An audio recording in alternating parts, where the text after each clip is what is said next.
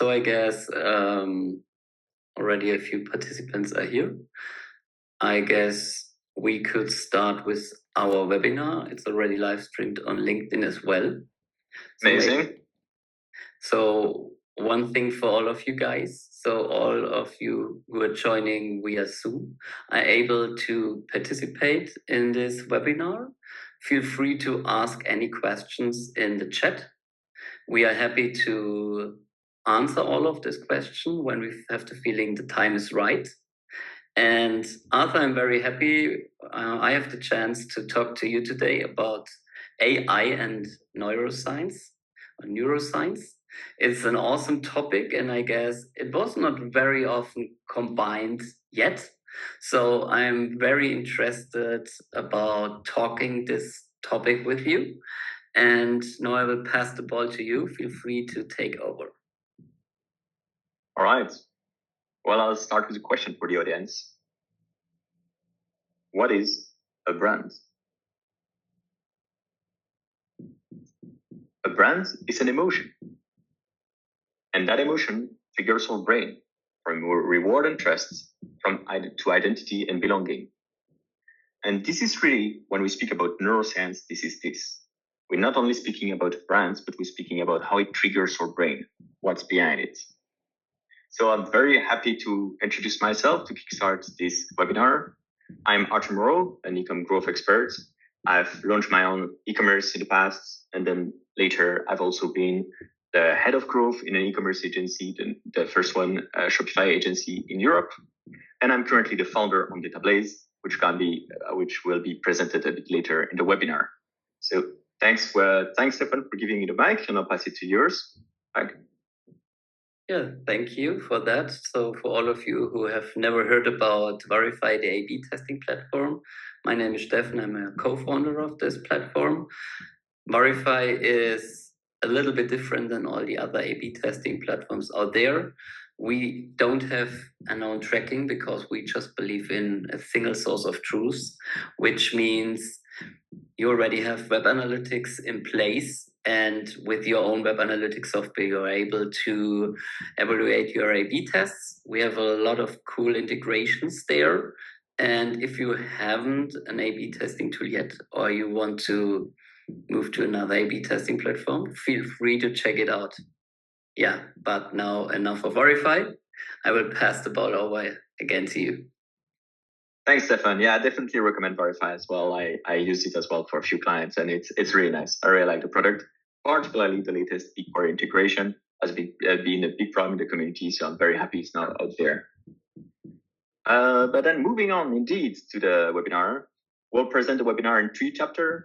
So we'll start with Cialdini. Cialdini is a behavioral psychologist, and we see what his take on e-commerce and conversion is.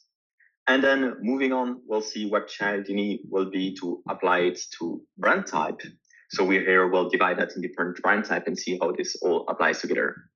And then we'll end with AI Cialdini for brand type, how AI can apply Cialdini to your brand type. I'm very excited to speak about that. So I like the image. Yeah, it is very fun. I had quite a lot of fun, and of course AI generated, but it's very amazing what it can do today. It's cool, yeah. Starting with the very first topic, who is this guy? Who is Cialdini? Cialdini is simply a behavioral psychologist. He's an expert in the academic field, and he has laid out the 7 conversion principles that are used by big e-commerce, that are used by big CR agency, and by big brands overall. So a lot of people use this principle. They've been not only vetted by academics, so there's a lot of research paper proving that these principles are true, but also vetted by neuroscience. And this is the interesting topic today. We're not only going to dive into what are the principles, but also how does it trigger our brain and what's inside our brain. So, and I hear that the recording is in progress. That's a perfect moment as we're really starting into the topic. The very first principle that I think a lot of people who do e-commerce and CRO know is the principle of scarcity. So if I talk about scarcity, we can also call it as it is soon over. For instance, what you can see here in this e-commerce product page is that there is a final call tag. And this final call, it triggers in my brain emotional urgency, and potential loss aversion. I realize that this product will soon not be there, and I want it now. I want it more because soon it's not going to be there. So we really see that there is a neuroscience effect proven that says that there's a whole part of your brain that is now firing up and say, hey, there's a potential loss, so you should have it. Final call is, of course, one of the way to do that, but there are many others. Other examples include limited edition, limited stock, countdown. Those are very traditional techniques on e-commerce. Also, when you see only 3 products left in stock per purchase now, this is also a scarcity technique. And this is the very first challenge principle. Moving on to the second one, this is reciprocity. Reciprocity is about giving back. So for instance, what we can see on this PDP, and it doesn't read well because it's white on green, but they say our interior design specialists are here to give you free interior advice, book an in-store interior advice session, and receive a goodie bag worth of 34 euro. So here we have almost a double reciprocity, where they give you free interior advice at once, and they also give you a free goodie bag worth of 34 euros. So that they're really giving a lot. And what it triggers in my brain is simply that receiving activates a reward related areas in our brain, and giving back triggers fairness circuits. And I think a lot of marketers know that. It's the idea that if you receive something for free, as a human, you want to give back. You want to be fair with the person who gives you for free. So you want to give back. And this is also a conversion principle. And other examples include free gifts, free swatches, free consultation, free ebook. So I'll apply this strategy right away. And I'll tell you that if you're already taking note or if you find these slides very interesting, we'll give you the slide for free at the end of the presentation. There will be a QR code to download this slide for free. So this is me applying the reciprocity principle. I give you the slide for free with a summary and so on. Don't hesitate to give back. A very nice example, Arthur. I love this. Thank you, Stefan. And moving on to the third principle, we have the principle of authority. Authority is about being legit in the eyes of the customers. So what we see in the PDP here is we see that it's dermatologists founded, developed, and tested. And what it triggers in my brain, and that's really interesting, it activates deference and its reputation tracking circuit. And when I'm talking about deference here, deference means it's a kind of a certain submission where I believe the person in front is the authority. And if they're the authority, I believe they know better. So I submit to their opinion. I say, whatever you say, because you're the expert, it should be true. It's more likely that my opinion being true. And other examples are certification, endorsement by celebrities, manufacturer excellence. I think what's really interesting here is to dive a bit more into the example given, because what the picture shows is a classic proven by doctor, which is a very classic example of authority. But there are many examples of authority. And I'm sure, Stefan, you've seen also a lot of people trying different type of authority. Here we're talking about certification, endorsement by celebrities. Manufacturing excellence can also be, for instance, an ISO standard that you say that you're compliant. But I'm quite sure, Stefan, you also have a great example that you've seen in the test people did with your tool. Yeah, very often badges are used from institutions. Very often this is the thing you can see implemented on the websites. Also in the classical advertisements, you see this kind of stuff very often, I guess. I always think about this advertisement of Alpecin. I don't know if you also have the same advertisement, TV advertisement. So in Germany, we see this very often. And what they do is they do some advertisement for shampoo, which helps for losing hairs. And what they are doing there is they have some specific people there which are wearing white Yes. this white shirts, Codes, yeah. that they Yeah. look like doctors, and they just show some random mathematical charts. So there are even more psychological triggers used. And in this case, you just have the feeling everything must be very scientific, must be true. So it's also everything feels like authority. Yeah, that's very true. And now you're talking about TV, an example that I find also very funny. It's sometime in product, less now, but much more in the past, was seen on TV, as seen on TV. So when you see the ad of the product, they tell you, oh, it should be true because you've seen it on TV. And it's a kind of an authority example. I find it funny because it doesn't resonate anymore, but it still was still very present in the past. Exactly. Yeah, this is also a very good example for that. Um, Moving on then to the consistency. The consistency is really the idea of walk the talk. So the user has some value or so has done some past action, and he will be consistent with this.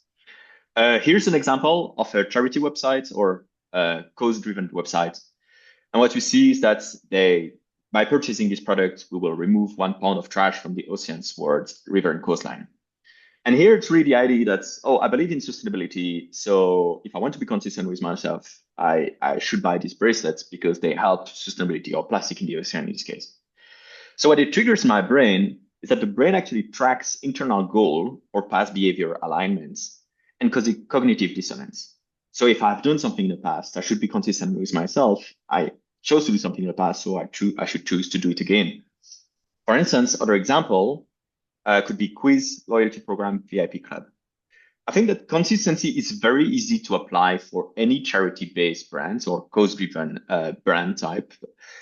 But there are also a lot of our example, and I think the quiz, for instance, is a very nice example. The quiz is to create consistency between the user and his past action. And to take a very stupid example, they're like, "Oh, do you want to have a nicer skin on your face?" And I say yes. And then they show me another product to have my nice skin face. Then it's very hard for me to pedal back because I've already said yes to, I'm committing to that goal of having a nice skin face. So that does increase this urge to purchase a product because I want to be consistent with what I said myself. And it's really where the quiz resonates.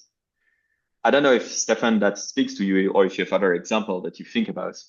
Yeah, I have the same experiences here. So especially when we look at charities, very often the principles of consistency are used here because first of all, you always can ask, are you willing to donate basically some kind of money? And afterwards, you can demonstrate or maybe you can show the concrete some people should donate, for example.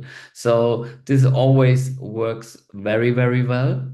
But especially in charities, I agree. But still, if you're very creative, you always can think about cool concepts on your own website. Like you mentioned, Arthur, with the skincare, for example. Yeah. Or what I could think about, is it important for you that you wear comfortable shoes? Yes. Okay. These are the most comfortable shoes on the market. Why not buy it? Stuff like that. Yeah, usually is working very well. So it's a very good principle of Cialdini. Yeah, and I think it's the shoes example is a very strong one. And it's also, I think we can use it, say metaphorically, is the kind of the foot in the door principle. That the person already has said yes to a question and they're not committed to that question. Oh, I want to wear the most comfortable shoes in the world. And then, oh, here are the most comfortable shoes. Why don't I buy it? So indeed, I think it's not only charity based, it can go to every brand as soon as, yeah, you find the right value to enter, to put your foot in the doors. Absolutely. And there's one question about our last slide, the authority slide. All Uh, right. are there studies on how authority applies on different age groups? I have a feeling that younger people respond better than older ones because of less general experience of life. That's a very interesting question. I cannot dive into the to say that it's different on age group. I do actually remember that I've seen some studies, but I don't recall the results. It might be true. What I just do know is that this was at least backed by neuroscience. So they do put some people into an MRI scan, and then they check how it triggers their inside the brain and how the brain fires up. And if I find back the study, I'm very likely need to find an age breakdown. So there's likely being these studies an age breakdown, depending on participants, also gender breakdown potentially. So yeah, I cannot answer to that, but very interesting question. Probably already in the studies. It's already present. So in my experience, all of people do react on those triggers. So there are way more triggers than only the one of Cialdini, but all of us are affected by those triggers. Some more, some less, of course. But what I know, and I am aware of most of the triggers out there, and still, even if I know, I'm affected to them, right? So, and I can't think about that age groups are behaving differently. I guess if you think about influencers, which are very well known by younger people, then for sure they are affected a lot by them. And of course, I need to know them somehow. But if there are some authorities, maybe from I don't know, from the newspapers, from some very well-known TV shows, maybe more the old people are affected to that. So I'm pretty sure it depends on the level of how familiar are you with those authorities. What's your connection with them? I think it's a very good point. It's a very good point. I don't definitely have data to explore it further, but I definitely believe that that's the right direction indeed. And what you always could do is run an A/B test, just double Oh, check if it's working for your specific target group. And then you can do a specific evaluation by age groups. For example, you can use GA4 for that.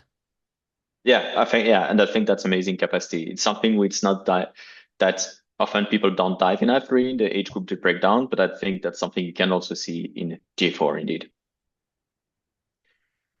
Then going back to the slides, we talked about consistency. I think we're now at the fifth one, which is social proof. This one is relatively obvious one. A lot of people know about that. It's another way to say I trust you, other users. We have here an example of Shein. They actually have multiple social proof in one block. So we see not only that the product is trendy in purple, but we see also it's a #1 bestseller, and then we see 4.85 stars. And what this trigger for me is that seeing others' preference activate valuation and conformity network. I want to be part of the group. Other people buy it, so it's trendy, so I want to be part of the trend. This is very self-explicit, I believe. Example or star rating, user-generated content. User-generated content is a big one. I think it's growing more and more in these last years, and I think it's reconverting very well as well. I've seen crazy A/B tests about that. Um, I don't know if Stefan, have you ever seen that test with user-generated content? Yes and no. Yes, but very often you need to be very aware of what could happen. Because if you just show all of the user-generated content without any filtering, this also could be some kind of shit show in the end. So you need to Yes. have a good product. You really need to be aware what kind of criticism you can face. And you also need to have manpower in order to deal with that, right? Because in the end, if you don't have any control there anymore, yeah, it also could be worse than before. But to be honest, I love those concepts. User-centered content is perfect. And if you have a good product and everything is working well, then I guess there is not a lot of risk. Yeah, Not to trust. exactly. You could also pre-select the user content that you show, I think. But yeah, the few tests I have seen about that did particularly well. So that's something that I'm trying to push more and more when I do tests. Yeah, yeah, cool. And then we go to liking. Liking is here another way of rephrasing it is founding team, you are like me. Liking is really as simply as a principle of I like what I see, I like the website. Uh, and for instance, when we see on the example is that we see a dad making a high five with a little girl. I'm not a dad myself, but I do assume that people with families, they connect much more to this audience. They feel they like this audience, so they actually like the website and the audience much more. What it triggers is positive feelings toward people and brands lead up emotional evaluation circuits that does speak by itself. An example could be founder story or founder quotes, a picture displaying the target group. That's what we have here. A tone of voice matching target group.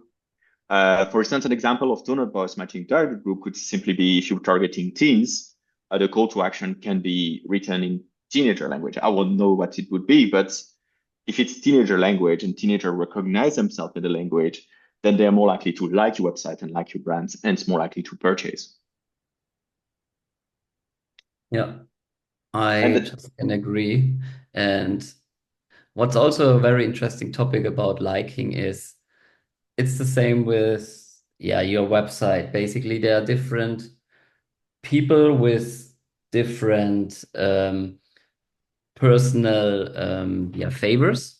And some of them are maybe more in the direction of harmony and family, and they like everything connected to that. It's just something emotional. It's just, I like what I see. But think about some kind of manager, some kind of performer guy, right? They really are in the numbers and really are just Yes. getting better than other people. They maybe would hate it, right? So maybe they don't have any connection to this website at all. For them, it's more attractive if they just see somebody in a Porsche, in a Ferrari or whatever with his Rolex. And maybe this website attracts this kind of person way more. So I think it's super important that you address those websites to the correct target group. And like it's like in the real life, you cannot be everybody's darling. It's just not Yeah. possible. And that's why it's so important. There is a That's very very. good question I saw. Sorry for the interruption, There Arthur. you go, of course. Um, is it super important to adjust the triggers to your personas? I want to say yes, and I want to keep it for a bit later. We'll address that in the second part. Uh, we'll come back to this question if you may. Perfect. Okay, we will come back to this question. Awesome. And the very last trigger is unity. And the unity is we're in it together. And I think it's very different from the liking. The liking is I like the website, where the unity is us, is we. And you see that in the example. You see 1% for the planet. We see we're in business to save our home planet. So I can be into sustainability. And I see this brand is also into sustainability. So we're into sustainability. And that creates really this group effect. So it triggers group identity and shared belonging, activates social self circuits. Very good example of that are feeling belonging to movements. For instance, a quote, "You are one of us," built by X for X. I really like the last one, built by X for X. It's, for instance, if you see a website, I have cats for myself, and I see in a website they say built by cat lovers for cat lovers. It directly makes me feel, okay, I like cats, but also the founder of the website like cats. Hey, we like cats. And it becomes a we are together into it. So I believe that they're gonna care much more about what they do with the product because they care about their own cats. And that creates a kind of connection. I think that's a unity principle here. And it can be a very strong one. Absolutely. You also can address specific groups in order to try to sell some products.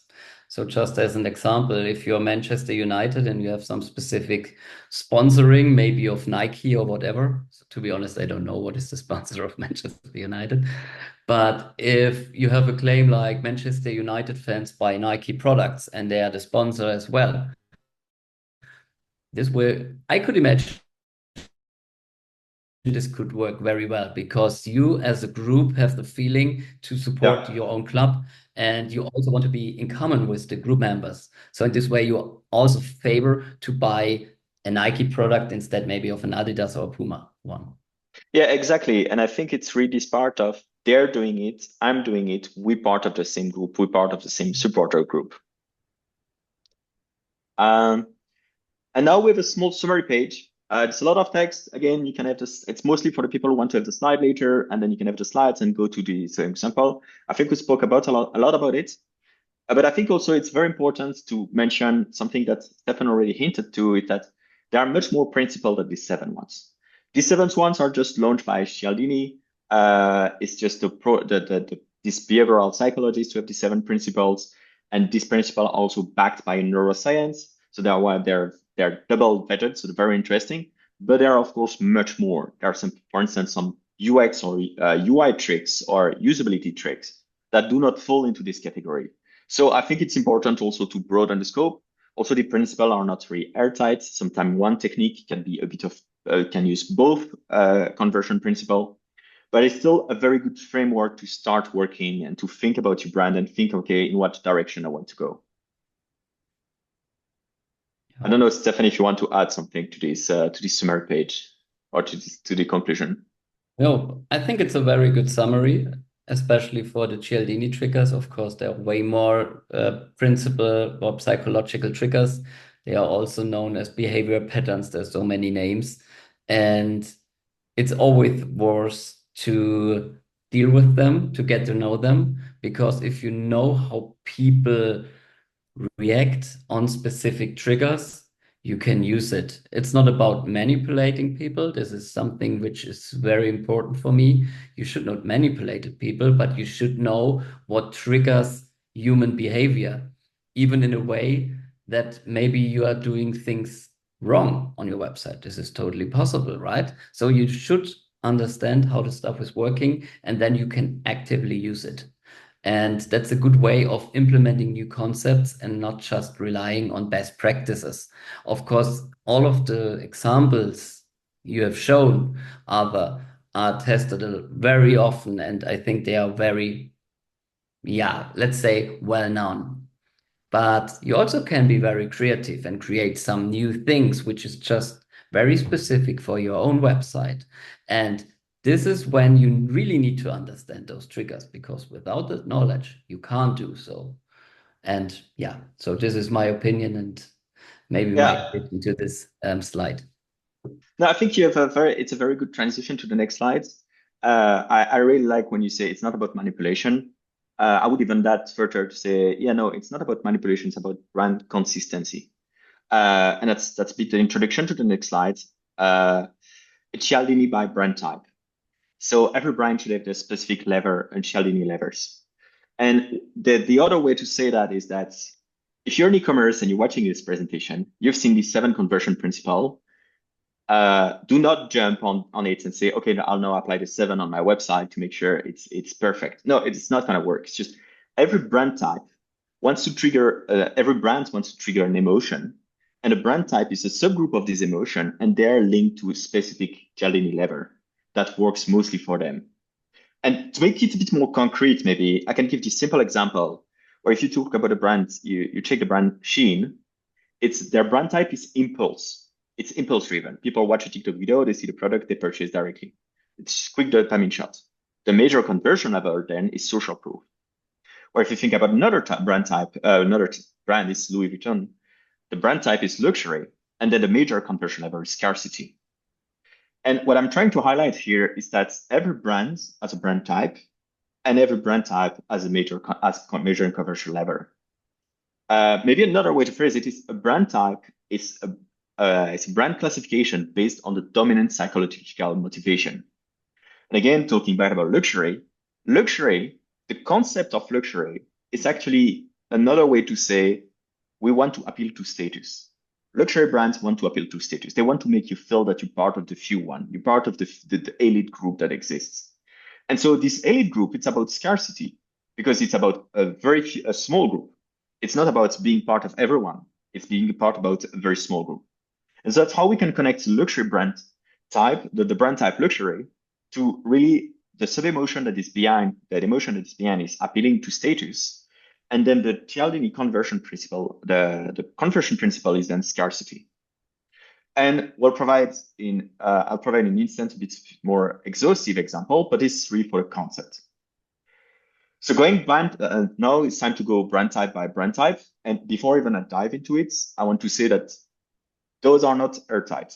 This is brand type defined by marketing, by research, but your brand can be unique. Your brand may not fit into any of these brand type. Your brands might be a unique emotional of mixture, a unique emotion.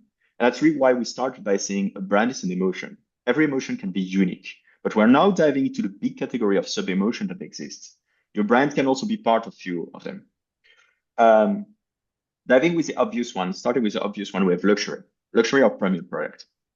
And what they tend to use best is, again, the strongest Cialdini levers is authority and scarcity. Then we go into the impulse. This again, Shein, or it's like cheap product, TikTok video. Then it's about scarcity, social proof, and liking. And then we have cause-driven. Cause-driven websites are like the four ocean, where the big trash is out of the sea when you buy the product. And there it's about liking, unity, and consistency. And you can already see a major shift here because two first brands are about scarcity. They're about making very little product available.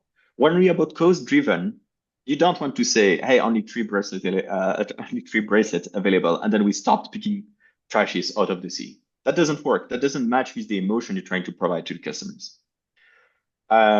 Keeping on with the value utility.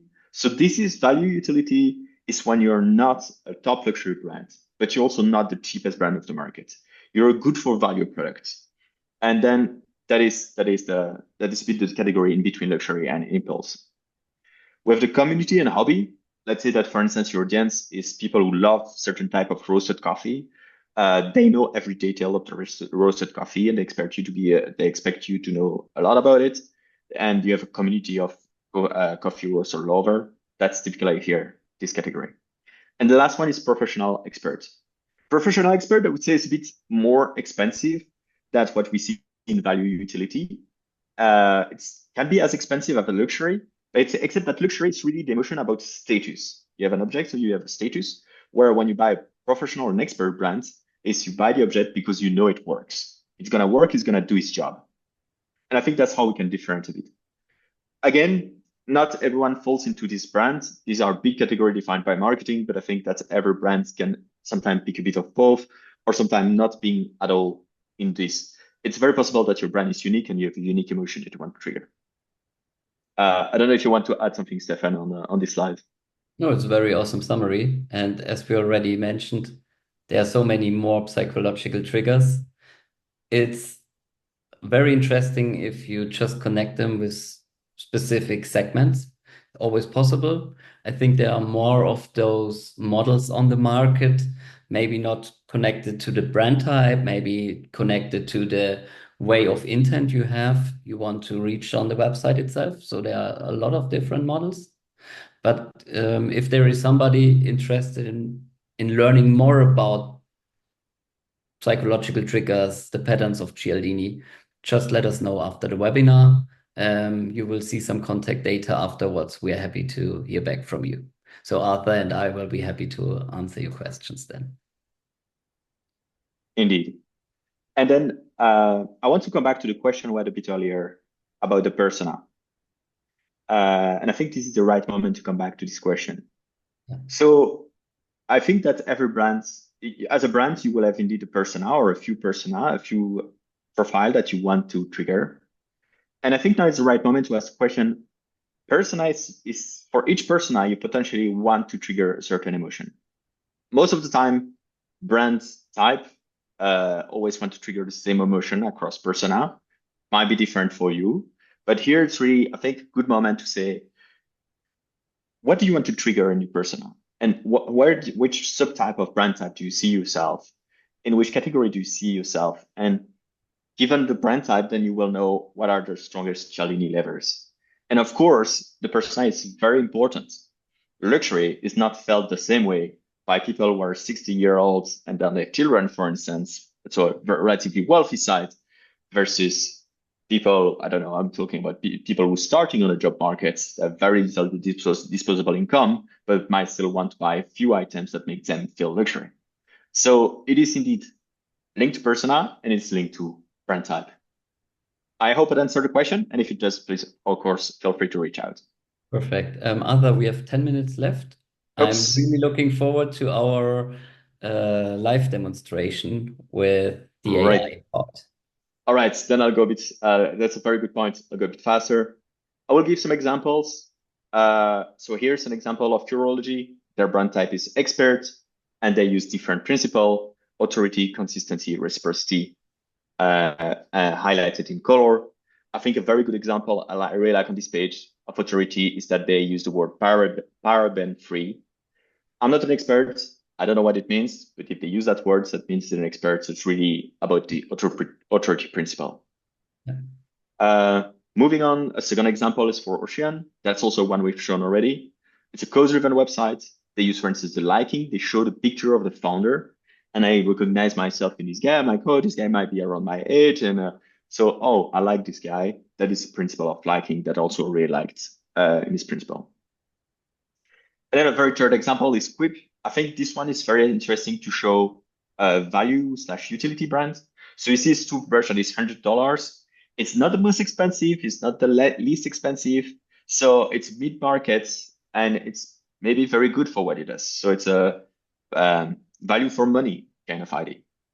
And here they use reciprocity a lot, maybe a bit even too much. As you see, they have on the top, in the middle, and at the bottom reciprocity. Each time give you discounts.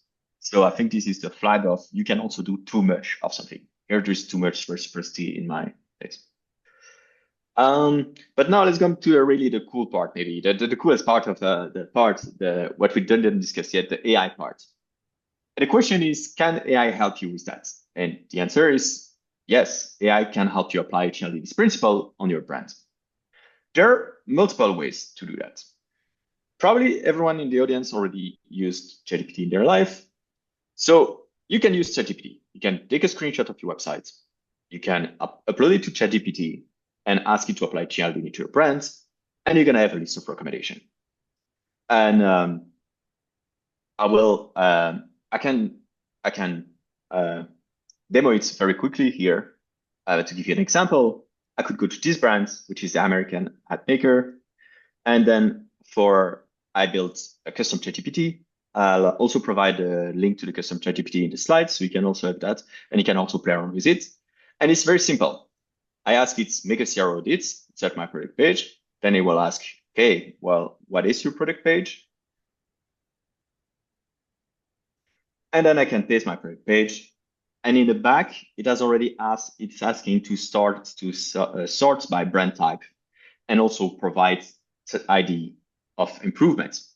So now it's going to search and it's going to say, okay, your brand type is expert, heritage driven, it emphasizes craftsmanship, lifetime warranty, and so on, so on. And then we have the top missing improvements. And for instance, here it talks about UGC that we talked about already in the past. And indeed, and it's offer other example, video demonstration. I'm not so sure it's so relevant. I mean, we're looking at a cap here, so is it really necessary to have video demonstration? I'm not sure. But the long story short is we can already like the 360-degree, I'm not sure it's so relevant. The long story short is you can already today simply ask ChatGPT, or even easier, you go to the custom GPT, which has just some instruction pre-written, and you can already try it for your own brand. And that's already doing the job. And that's the amazing part, is that today AI can already help you actually build this analysis of what is your brand type and what ID you can implement. Inside this GPT, there are a lot of IDs that are pre-coded. So if you don't know what to launch as an A/B test, you can directly go to the GPT and you probably have plenty of ID you can launch.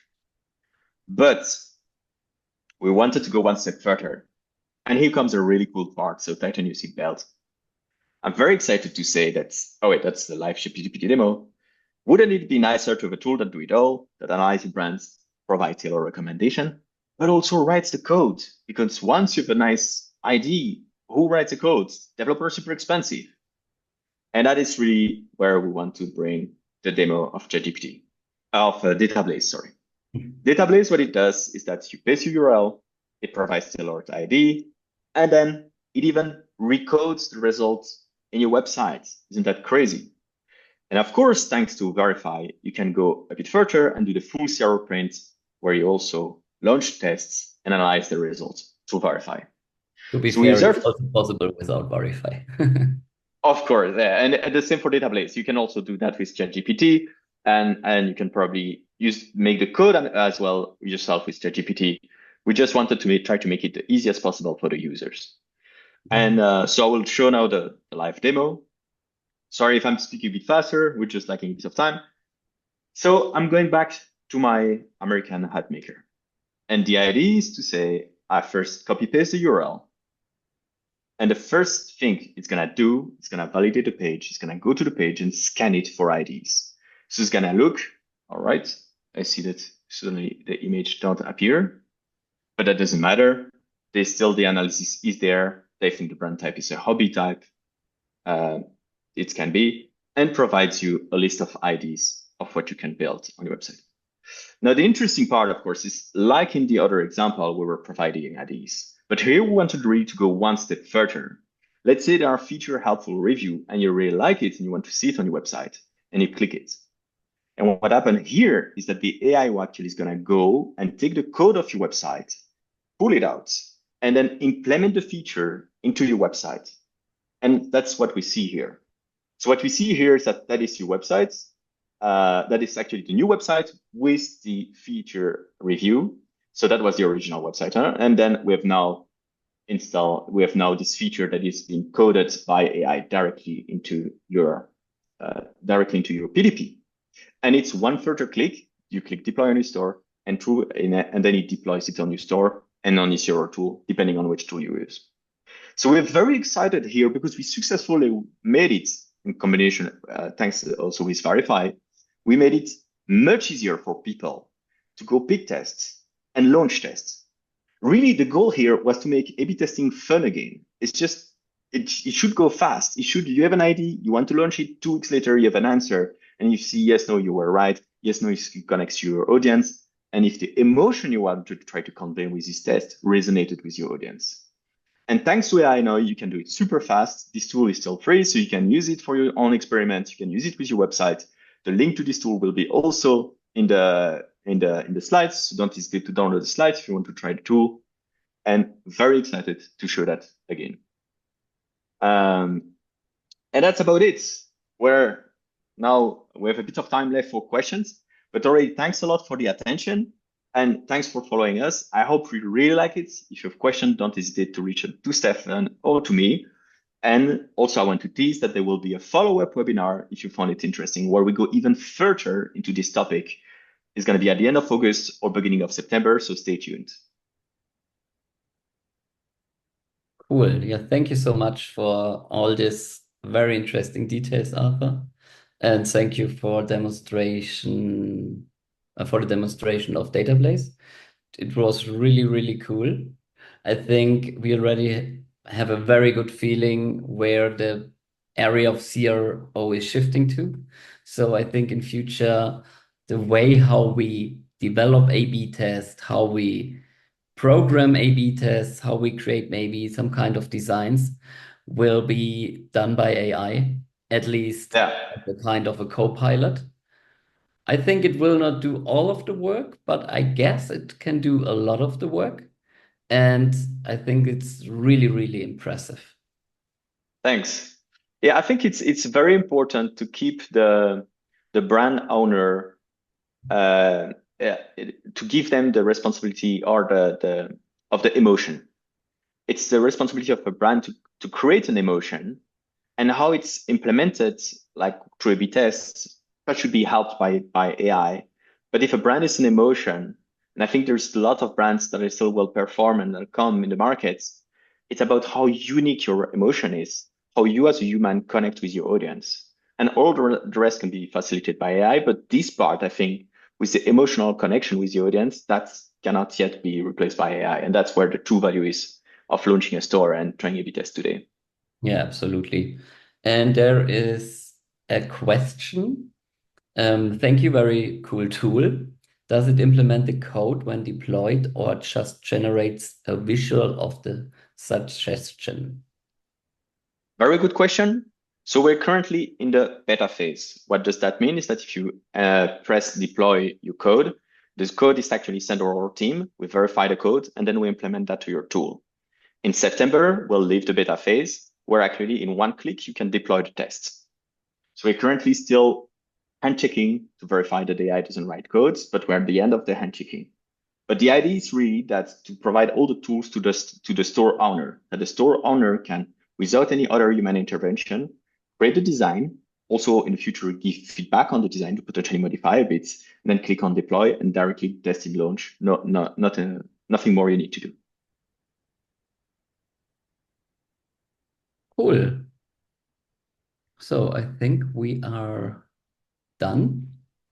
Thank you so much again, Arthur, for the webinar, and thank you for having you here. And if somebody else of you have questions, please feel free to reach out to Arthur or me directly. We're happy to answer your question. If you want to do some demo of Database, Arthur, I don't know, is it still possible to join the beta? Of course, it's still possible. So there is 2 QR codes, one for the get the cheat sheet, and just below you can try the tool for free. And if you like it and you've created an experiment, as we're part of the beta, we'll implement it for you for free. So it's still for free if you want to use the tool, and we are happy welcoming beta customers to try it out. So feel welcome to join with the QR code that is below the smaller QR code. Cool. Perfect. Thank you so much. It was a pleasure. And yeah, speak in a bit, Arthur. Thank you very much, Stefan. And thank you very much for the audience. Stay tuned for the next one. And bye. All right. Bye.